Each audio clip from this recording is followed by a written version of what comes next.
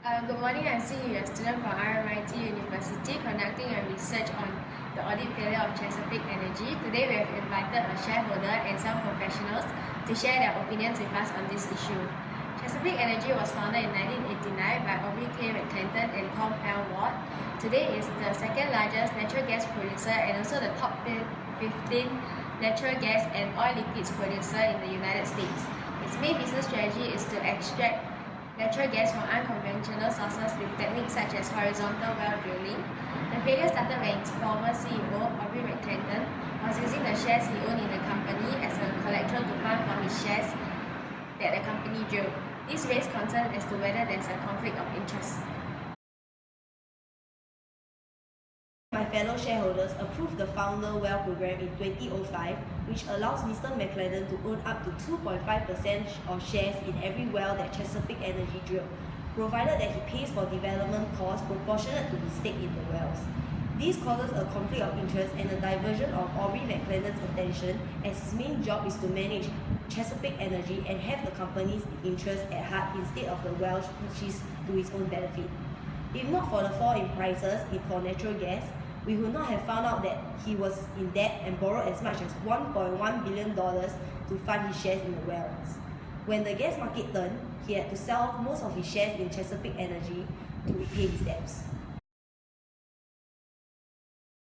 Chesapeake Energy is a PwC audit client since its IPO in 1993. The failure of this corporation's financial statement was related to the inappropriate related party transactions, illegal antitrust activities, excess debt, as well as poor oversight by the audit committee and internal audit. Mr. McClellan set up his own personal hedge fund staffed by company employees and used a unique incentive compensation arrangement for his own benefit with one of his company's business partners. Yet PwC was unable to voice out this unusual transaction. PwC was also found not having met its obligations to assess tone at the top, which is the controls that senior executives, the board, and internal audit are supposed to have in order to manage Chesapeake Energy's risk of exposure to fraud and illegal acts. PwC was also negligent and it did not highlight the potential problems and issues for regulators and investors. Consequences of the audit failure as above are: first, as PwC was unable to voice out the unusual transaction going on in the organization, they may have issued an unqualified audit opinion. This will affect the decision made by their existing or potential investor as well as other users of the financial statement. If this issue were to be exposed, it will affect the confidence of the investor and the auditors. Secondly, as the auditors did not highlight the potential problems and issues, the director and management may think that the controls in place are sufficient. This will cause a greater risk exposure of fraud and illegal acts for the organization. As the investors are unaware of the problems, they will not be able to understand the true condition of the organization, as such to why the organization are underperforming and paying out lesser dividends.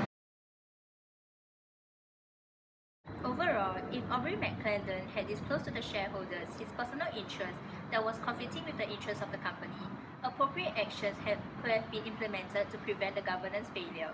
Such potential risks and issues should have been pointed out by auditor PwC to the investors. PwC could have put in extra effort, which include expanding its audit scope, qualifying the audit opinion, issuing an ongoing concern opinion, and possibly reporting it to Securities and Exchange Commission (SEC) when management failed to address illegal activities appropriately. PwC also could have tried to understand the client and the risk more thoroughly, understand Chesapeake Energy's business strategy better, and the impact of changes in the business and economic environment which may have affected its success or even its viability, and to adjust the audit scope in order to provide a professional and of good quality audit to the regulators and investors. After hearing from all of you, I've gathered a lot of useful information. Thank you all for taking time out to share with me your valuable opinions.